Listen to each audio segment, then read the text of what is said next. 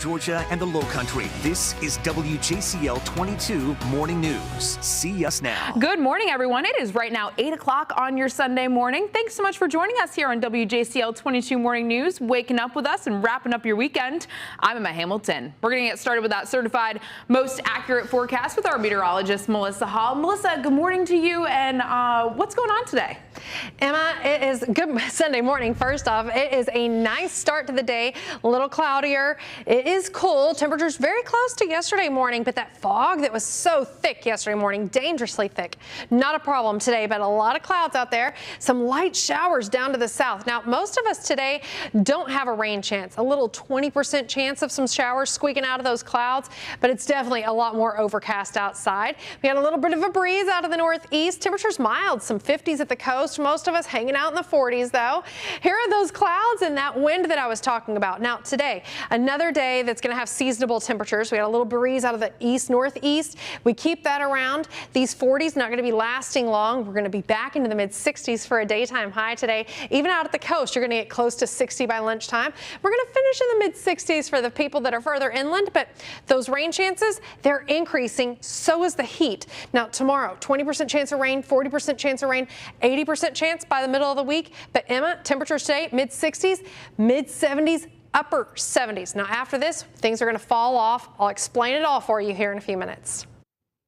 Melissa, thank you so much. The U.S. is nearing yet another tragic milestone in the coronavirus pandemic. Patients in some states are unable to get vaccine appointments, and meanwhile, in other states, they're running out of supply. ABC's Ty Hernandez has the details. January is on track to be the deadliest month of the coronavirus pandemic so far.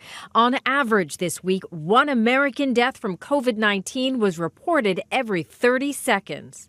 This Georgia school district losing 2 teachers within hours of each other, sparking protests. Teachers and staff shouldn't have to die to be able to do their job. Meanwhile, the push to get vaccinated is growing even more urgent. Over the past 2 days, a record 3 million vaccines have been administered. But across the country, many states are struggling to meet demand.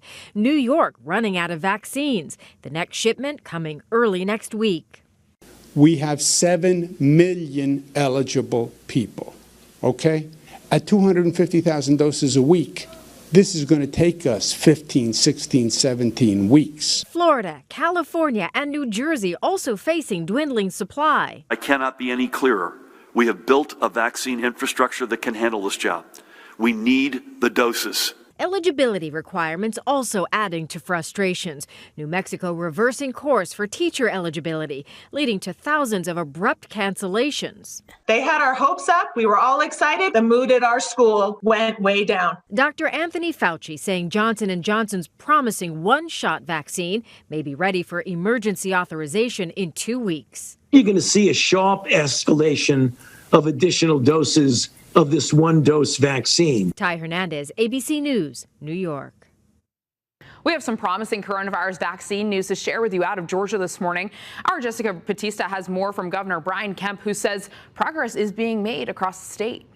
That's after more than 20,000 doses were given out Saturday. It comes as the state continues to try and speed up a slow rollout. Also Saturday, mayors from across the country heard from President Joe Biden during the United States Conference of Mayors. I want to work with you again in this moment of crisis to contain the pandemic and to build our economy back and build it back better. He told the group they have a partner in the White House as they battle the pandemic. Among those in attendance for the virtual conference, Savannah Mayor Van Johnson. Talked about some of the initiatives he has to be able to help cities as we move across this. And then he requested what we're doing in Savannah, that we require a mask. He says that masks, not vaccines, are the single most effective way to deal with COVID-19. Mayor Johnson also told me he is working with the Coastal Health District to figure out a quick and effective way to give out more COVID vaccines. Reporting in Savannah, Jessica Batista for WJCL 22 News. Taking a look at our coronavirus numbers this morning here in Georgia, the COVID-19 numbers are continuing to rise. More than 6,600 people tested positive for the virus yesterday. Since the pandemic began, there has been over 714,000 cases across the Peach State. And in South Carolina, the state adding more than 3,400 new cases yesterday. The state has seen more than 373,000 cases since the start of the pandemic. Now to the two new explosive reports that could damage former President Trump's case ahead of the second impeachment trial. Trump allegedly considered using the Justice Department to undo Georgia's election results. The New York Times reports the DOJ lawyer Jeffrey Clark nearly convinced Trump to remove then acting Attorney General Jeffrey Rossen. Clark allegedly told Rossen that Trump was going to have Clark replace him. Then Clark would move to keep Congress from certifying the election results. According to the newspaper, leadership at the DOJ says they would all resign if Rossen were fired, which helped sway Trump from removing him. This comes as Senate Majority Leader Chuck Schumer announced the former president's impeachment trial will be held the week of February 8th. The January 6th insurrection at the Capitol, incited by Donald J. Trump, was a day none of us will ever forget. We all want to put this awful chapter in our nation's history behind us. But healing and unity will only come if there is truth and accountability. Thousands of National Guard troops are set to stay in D.C. until March due to potential unrest. This morning, a man accused of killing his parents in their McIntosh County home is behind bars. Deputies say they arrested Jordan Wynn after spotting him in the woods early yesterday morning. He now faces several charges, including murder. Wynn is accused of shooting his parents, Frank and Lynette Wynn, to death.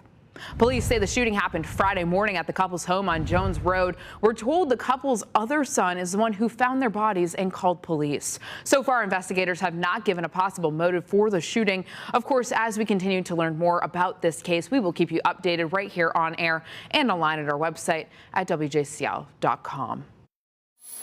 Through his ability, he brought information and entertainment to people. In times of stress, he helped them overcome it. Times of joy, he helped them enjoy it. Loved every minute of it. That, of course, was broadcasting legend Larry King reflecting on the impact that he hoped he would have on the world, and what an impact he really did have. He passed away early yesterday morning at the age of 87. The television and radio host conducted around 50,000 interviews during his career. I can't imagine. And he is being remembered by many this morning. Here's ABC's Alex Prochet with a look at King's legacy. Tributes pouring in on social media for broadcasting legend Larry King following the news of his death. Christy Alley writing, one of the only talk show hosts who let you talk. His colleagues remembering him as well. CNN's Jim Acosta tweeting, he will be missed by so many CNN employees past and present. Wearing his trademark suspenders, Larry King became a fixture on CNN back in 1985. This is the premiere edition of Larry King Live. Becoming the reigning king of the television interview, interviewing world leaders. First, you still like this job? Well, this is the best job on earth. I mean, it's an extraordinary privilege. Celebrities and countless others. An estimated 50,000 interviews during his entire career. Signing off for the last time in 2010 after 25 years on CNN. Good evening, and welcome to the last Larry King Live. Born in Brooklyn in 1933, King set the Guinness World Record for the longest-running show in the same time slot on the same network. New York's Governor Andrew Cuomo writing on Twitter, Larry King was a Brooklyn boy who became a newsman who interviewed the newsmakers. Married 8 times to 7 women, his final and longest marriage to Shaun King. Over the years, King battled a number of health issues, including a heart attack, lung and prostate cancer, and a near-fatal stroke that left him in a coma for 2 weeks in 2019. His family says he was hospitalized after Christmas and passed away Saturday at Cedars-Sinai Medical Center in Los Angeles. And I'd like to be remembered as someone who greatly contributed to the profession he chose to be in. And if he made it a drop better by his being there. Larry King was 87. Alex Prochet, ABC News, Washington. The time right now is 8:09 on your Sunday morning, and coming up, there's a new warning about vaccination scams. COVID-19 fraud. I'm Aixa Diaz in Washington. What you should know about scammers preying on people during the pandemic. Coming up, I'm going to have a look at that certified most accurate forecast. But first, let's take a live look outside. Here's a beautiful sky. Almost looks like a Bob Ross painting, doesn't it? This shot coming in from Homewood Suites on the river. You can see those clouds. We got cool temperatures, mid-40s with that feel-like thanks to that wind. How warm do we get today? We'll talk about it right after this. You can find out, though, anytime with that WJCL 22 News app.